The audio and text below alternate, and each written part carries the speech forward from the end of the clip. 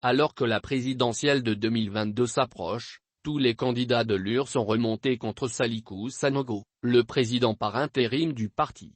Selon des sources proches de la formation politique de feu Soumaïla Cissé, les 8 candidats ont une position unique, le congrès extraordinaire. Cette prise de position par les principaux candidats à la candidature de l'UR pour l'élection présidentielle de 2022 s'ajoute à d'autres difficultés qui planent sur le PR Salikou Sanogo.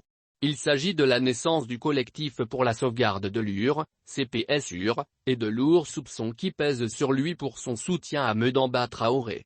Après le fiasco de la 10e conférence nationale suite au bras de fer entre Salikou Sanogo et le clan à la solde de l'ancien Premier ministre Boubou Cissé, le CPS-UR s'insurge contre la méthode du président intérimaire.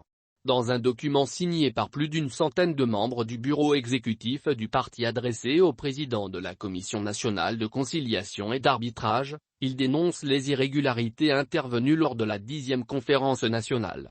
Selon les rédacteurs de ce document en date du 9 novembre 2021, les irrégularités entachent la sincérité et violant les textes du parti. Les griefs ont pour nom, le non-respect de la composition du présidium, l'organisation et le financement de ladite conférence. Les principaux candidats, Mamadou Igor Diarra, l'ancien Premier ministre Dr Boubou Cissé, M'Abdoul Wahab Berté et Dr Madou Diallo et bien d'autres candidats sont dans la même logique. Seul Damba est avec Salikou et un clan. La logique de ceux qui demandent le congrès extraordinaire est que le parti doit fonctionner normalement et en toute transparence.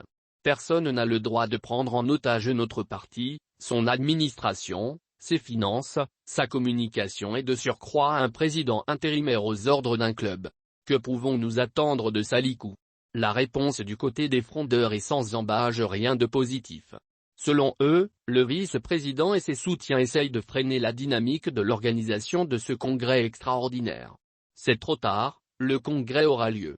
C'est clair, personne ne doit parler de candidature en marge de ce processus. Soumaïla Cissé est décédé. Quoi de plus normal qu'un candidat le remplace démocratiquement? Pourquoi s'opposer à ça? Questionne une source proche du parti.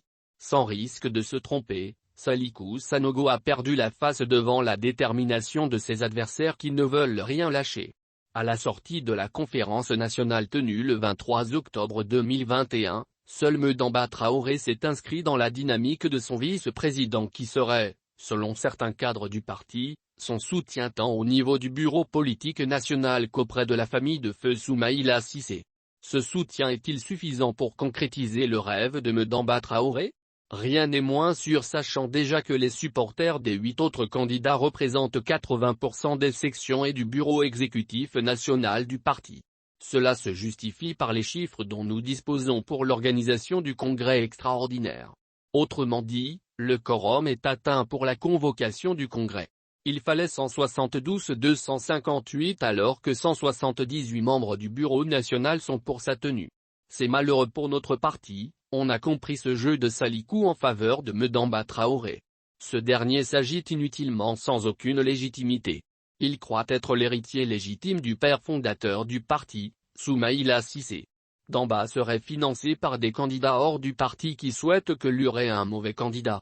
Pour honorer la mémoire de Soumaïla, les cadres du parti doivent se mettre en ordre de bataille pour la bonne marche du parti dans le seul souci de mieux aborder les prochaines élections. Ce bras de fer ne date pas de maintenant. On se rappelle encore ce samedi 23 octobre 2021 où un certain Mamadou Awaga Samba a transformé la salle Bazoumana Sissoko en ring de boxe lors des travaux de la 10e conférence nationale.